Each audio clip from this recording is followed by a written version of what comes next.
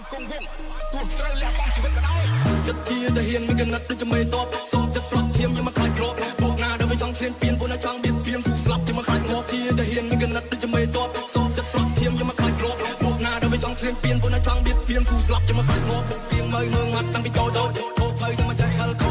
ចង់សាចិត្តក្រៃមួយដូតមួយស្មើបញ្ញាអញញោពួកទៀងមើលងាត់តាំងពីតូចខោភ័យតែមិនចេះខលខោ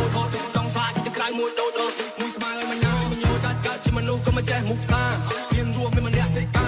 ទោះនៅnhưngមិនចេះសំដែងក៏ប៉ឹងខ្លួនឯងnhưngមិនណាងាកណាទេលើកស្ទួយទៅជួយខ្លួនឯងហត់ពោះដូចខែមិនច្បាស់អ្នកណាទេដើរនៅផ្លូវមានតែអ្នកច្រណៃមានតែអ្នកចំបែងតែnhưngមិនជឿប៉ាទេជុំមកខ្លាចងប់ទៀងមើលងាត់តាំងពីតូចខោភ័យតែមិនចេះខលខោចង់សាចិត្តក្រៃមួយដូតមួយស្មើបញ្ញាអញញោ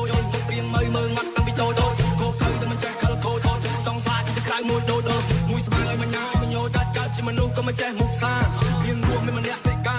ទោះនៅnhưngមិនចេះសំដែងក៏ប៉ឹងខ្លួនឯងnhưngមិនណាងាកណាទេលើកស្ទួយទៅជួយខ្លួនឯងហត់ពោះដូចខែមិនច្បាស់អ្នកណាទេដើរនៅផ្លូវមានតែអ្នកច្រណៃមានតែអ្នកចំបែងតែខ្ញុំមិនជឿប៉ាទេពួកយើងនឹងការពារទឹកដីនេះ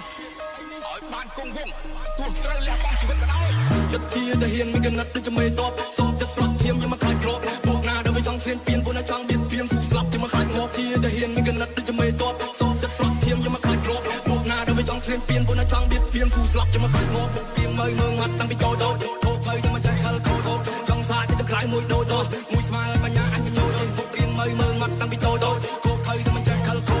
ចង់សាចិត្តក្រៃមួយដូតមួយស្មើបញ្ញាអញញោកើតជាមនុស្សក៏មិនចេះមុខសា